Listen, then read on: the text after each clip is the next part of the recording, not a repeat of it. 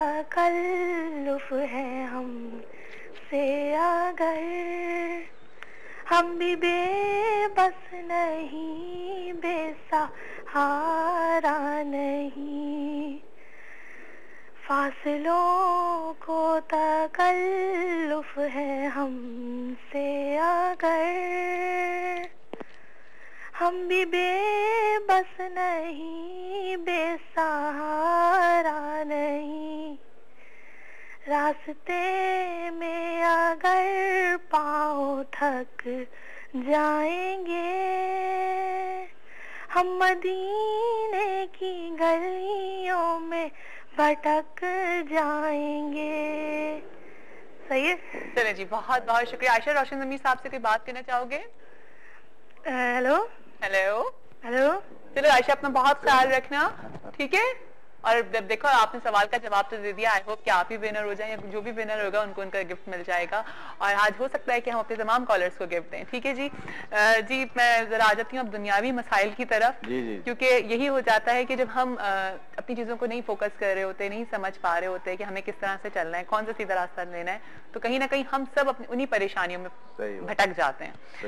पहला सवाल हमारे पास जो आया है वो ये है कि कॉल आई थी, उन्होंने सवाल नोट करवा दिए थे कि जी कराची से आदिल साहब का कॉल थी कि इनकम टैक्स देना चाहता हूँ, किस तरह से रजिस्ट्रेशन कराऊं और हर साल टैक्स किस तरह से अदा करूं। अच्छा, ये बड़ा अच्छा सवाल किया और ये ये हमने टॉपिक ये रखा भी था। गुड पाकिस्तानी कि टैक्स देना चाहते हैं।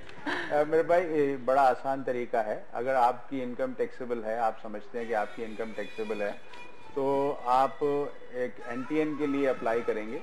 उस NTN के अप्लाई का तरीका ये है कि आप या तो ऑनलाइन कर लें या फिर किसी टैक्स प्रैक्टिशनर को या टैक्स के वकील को आप रुजू कर लें कि वो आपके लिए NTN अप्लाई कर दें।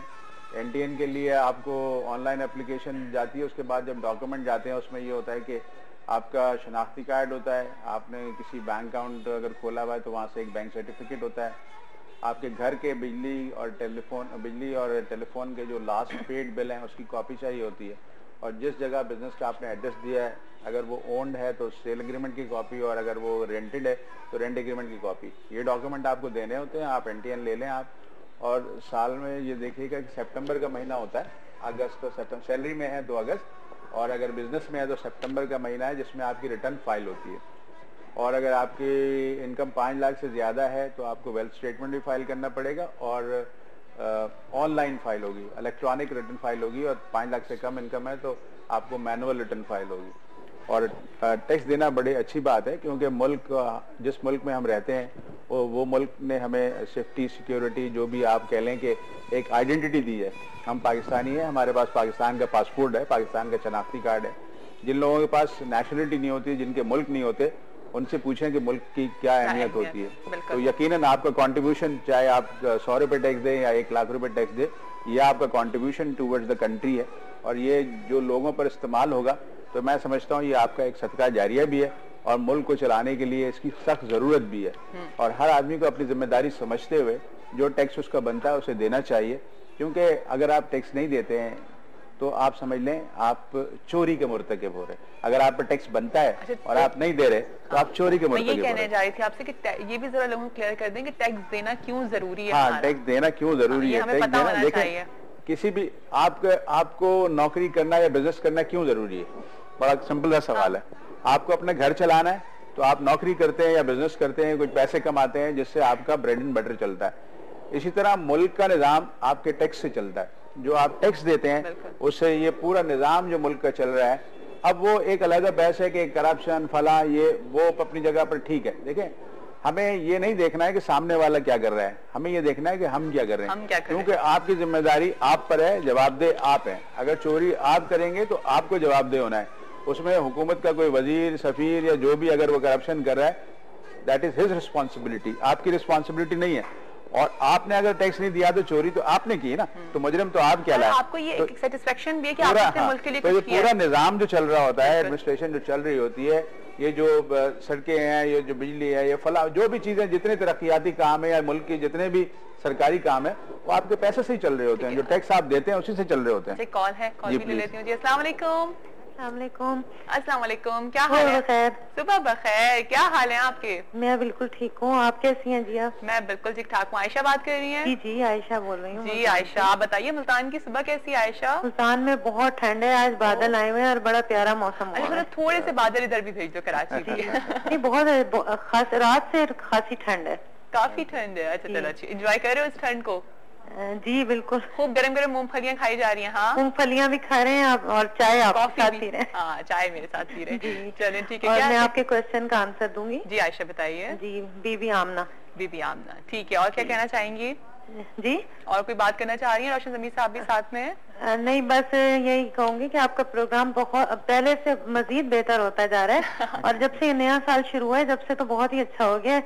और जो है आप बहुत आज डिसेंट और बहुत प्यारी लग रही हैं। और अब मैं इनकी बातें सुन रही हूँ जो आपके गेस्ट आए हुए हैं, बहुत इंफॉर्मेटिव बातें होती हैं इनकी। बड़ा अच्छा लगता है जब ये आते हैं और बातें बहुत सी जो हमें नई बातें पता वो पता चल जाती हैं। अरे बहुत अच्छी बात है। अच्छा आयशा, इतवार वाले दिन भी हमारे साथ रहना। अच्छा, हमारा मिलाद है, ठीक है? जी ठीक है, मैं जरूर, मैं तो हर वक्त आपके साथ हूँ। Thank you so much. यही तो वो प्यार है जो हमको चाहिए कि आप लोग हर वक्त हमारे साथ होते हैं। बस हमारा तो फेवरेट शो है ना ये। Thank you so much. पता है इतना दिल चाहता है आप लोगों से, जब आप लोग इस तरह की बातें करते हैं कि आप मैं कराची आऊंगी ना, मैं आपसे जरूर मिलूंगी। जरूर जरूर आइएगा, ठीक है? जी ठीक। ओके। और हो सकता है मैं ही मुल्तान आ जाऊँ आपके कराची आने से पहले। जरूर, आप आ जाएंगी तो बहुत ही खुशी होगी। चलिए जी, बहुत बहुत बहुत बहुत शुक्रिया। आपको पता है मैंने मुल्तानी जोड़ा पहना हुआ है?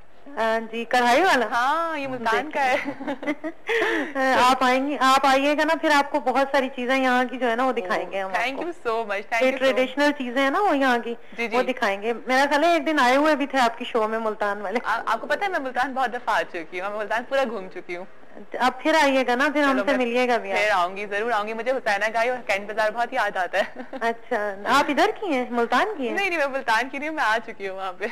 अच्छा, बस अब आइएगा ना तो हमारे घर आइए। चलिए ठीक है, पाकिस्तान बहुत शुक्रिया। मैं पाकिस्तान की हूँ और सबसे बड़ी बात यह है कि जी मुझे अपने मुल्क के कोने कोने से बहुत ज्यादा प्यार होना भी चाहिए, होना भी चाहिए वाकई। और मुझे तो हमेशा से होता था, बचपन से मैं अपने डैडी से कहती थी मुझे वो खेत दिखाएं, वो सब कुछ करें। तो इसी तरह इसीलिए जब इस तरह की जगहों पे जाती हूँ तो मैं तो इतनी क्रेजी होकर के अपने मुल्क को देखती हूँ और मैं समझती हूँ कि हमारे मुल्क से खूबसूरत कोई मुल्क नहीं हो सकता। आप दुनिया में कहीं पर भी चले जाएं, आपको अपने मुल्क जैसी बात कहीं नहीं नजर। देखिए, मरकज पे तो घूम के वापस ही आता है ना आदमी। तो आप जैसे कहते हैं ना लोग जन्मभूमि के लिए जंगें कर रहे हैं, तो आपकी जन्मभूमि तो यही है। जब आप वापस घूम के आते हैं, आप कहीं भी रह लें, साल 2 साल 10 साल, ultimately you have to come back one day, क्योंकि तमाम खुशियां गम अपनों के साथ होते हैं। अगर अपने ना हो तो ना गम होती है ना खुशी होती है, सारे त्योहार लोनलीनेस होती है सिर्फ, और कुछ नहीं होता। अकेलापन है, अगर आप बाहर जाएंगे तो अकेलेपन के अलावा कुछ नहीं मिलेगा। आज दुनिया में जो बीमारी है, जो साइकोथेरेपी चल रही है, या जो लोग साइकोलॉजिकल पेशेंट है, वो लोनलीनेस की वजह से ज्यादा है। ये ज्वाइंट फैमिली सिस्टम, ये प्यार, ये मोहब्बत, ये जो सिस्टम, ये कल्चर जिसे आप कह लें कि ये आप समझ लें कि ये रिक्वायरमेंट भी है, दीन की रिक्वायरमेंट है। आपको रिश्ते जोड़ने की बातें जो है दीन में आपको इसके लिए सख्ती से कहा गया कि रिश्तों को जोड़े, कतई ताल्लुक नहीं करें।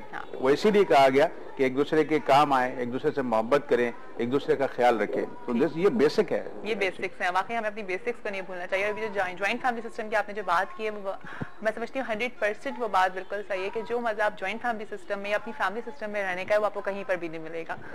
मजा वो जाहिर बात है, आपको खुशियां शेयर करनी। एक और इनकम टैक्स का सवाल आया हुआ है, मैंने कहा है कि जब ये टॉपिक चल रहा है तो इसको इसी को रिलेट कर जाते हैं। चांडिया साहब की कॉल आई थी जनाब, तो उन्होंने कहा है कि मैं ज़कात तो पूरी देता हूँ, पूरे साल की जो ज़कात होती है वो दे देते हैं, लेकिन उन्होंने साथ में कहा है कि क्या मुझे इसमें इनकम टैक्स भी देनी पड़ेगी? अब मुझे इनकम टैक्स भी देना है, ज़कात तो मैं देता हूँ, तो वो इस्लाम को और दुनिया को दोनों को साथ लेके चलने पे पूछ रहे हैं आपसे। नहीं, बड़ा अच्छा सवाल किया चांडिया साहब आपने कि बाज लोगों के जहन में यह है कि अगर वो ज़कात अदा करते हैं तो शायद उन्हें इनकम टैक्स नहीं देना।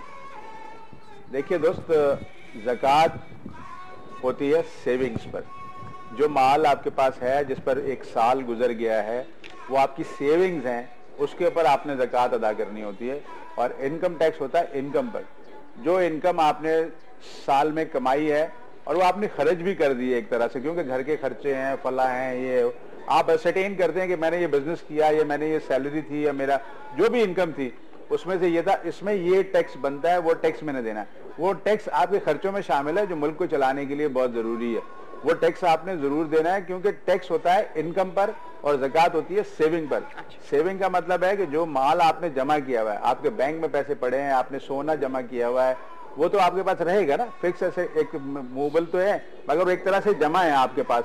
मतलब साल के एंड में पता चला आपके पास 10 लाख रुपए हैं और वो 10 लाख रुपए एक साल गुजर गया है, तो इसका मतलब है वो सेविंग है आपकी, वो आपका प्रॉफिट नहीं है, सेविंग है।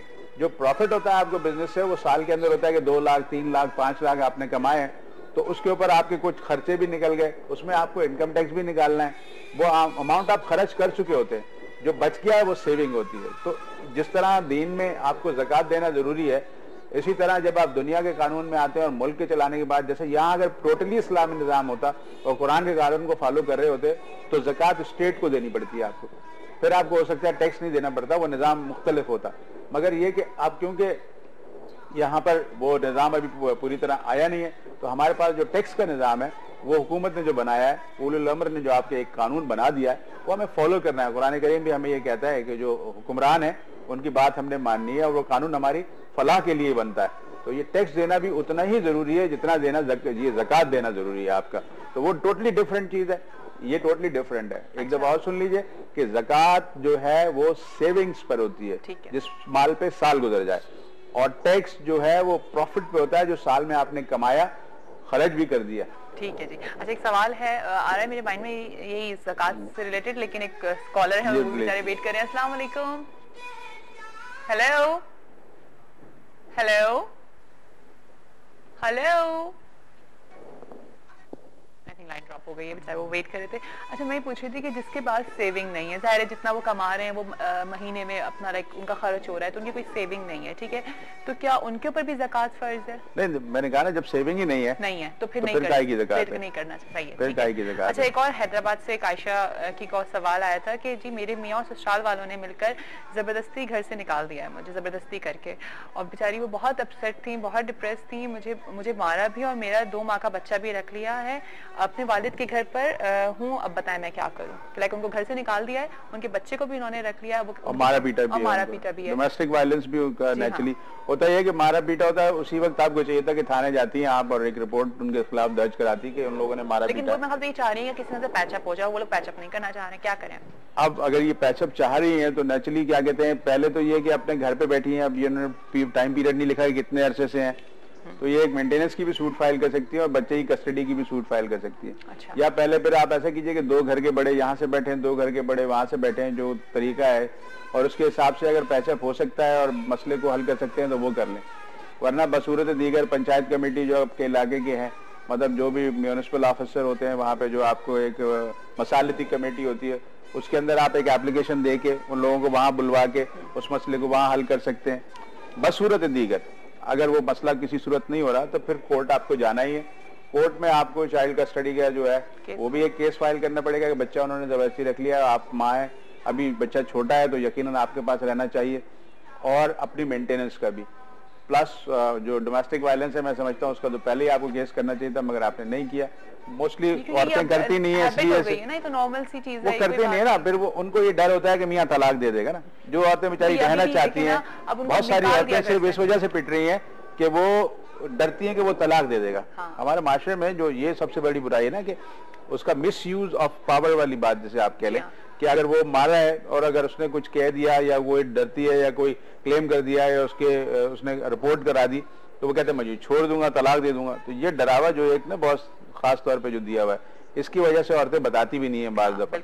छोटा मोटा तो घर में चलता है, मगर ये कि कॉलर है, हाँ जी प्लीज कॉल लीजिए। हेलो